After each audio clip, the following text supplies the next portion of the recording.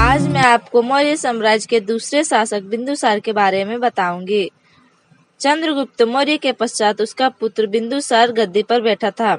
यूनानी लेखों में इसे अमित्रघात कहा गया है, जिसका अर्थ होता है शत्रुओं को नष्ट करने वाला।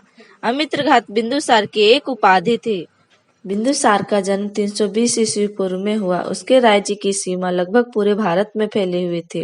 उनका शासनकाल 298 से 272 ईस्वी पूर्व तक लगभग 52 वर्ष तक चला। बिंदुसार को सम्राट की उपाधि दी गई थी तथा उसका राज्याभिषेक 298 ईस्वी पूर्व में 26 वर्ष की अवस्था में हुआ था। जैन परंपरा के अनुसार बिंदुसार की माता का नाम धुरधरा था। बौद्ध स्रोतों के अनुसार सुभद्रांगी मौर्य सम्राट बिंदुसार की पत्नी तथा चक्रवर्ती सम्राट अशोक की मां थी। उसे धर्मा तथा जनपद कल्याणी के नाम से भी जाना जाता है। अपने पिता की भांति बिंदुसार भी जिज्ञासु था और विद्वानों तथा दार्शनिकों का आदर करता था। इसका राज्यकाल शांति तथा समृद्धि के लिए प्रसिद्ध था। उसने अपने साम्राज्य को दक्षिण भारत तक फैलाया था। वायु पुराण में बिंदुसार को मद्रसार तथा जैन ग्रंथों में सिंहसेन कहा गया है। तिब्बती इतिहासकार तारानाथ ने बताया कि चाणक्य चंद्रगुप्त के बाद भी महामंत्री बने रहे और उसने पूरे भारत में एकता कायम की। चाणक्य ने 16 राज्य के राजाओं और सामंतों का नाश किया और बिंदुसार को पूर्वी समुद्र से पश्चिमी समुद्र पर्यंत भूभाग का अधीश बनाया।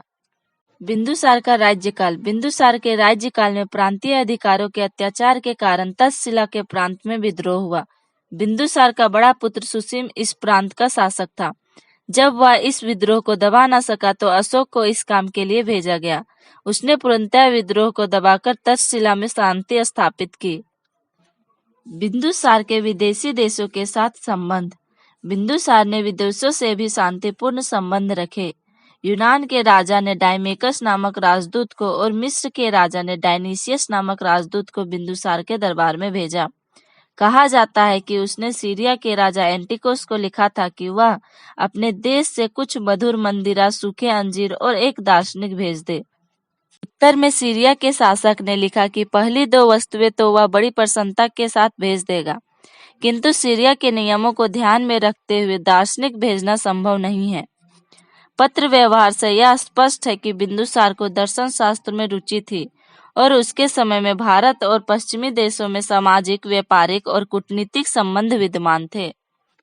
बिंदुसार की मृत्यु 272 ईस्वी पूर्व में हुआ था। इस सेशन में बस इतना ही। अगले सेशन में मैं आप लोगों को बिंदुसार के पुत्र महान सम्राट अशोक के बारे में बताऊंगी। अगर आप लोगों को मेरा सेशन अच्छा लगा तो ऐसे ही और भी सेशन देखने के लिए मेरे चैनल हिस्टोरिकल स्टोरी को सब्सक्राइब करें।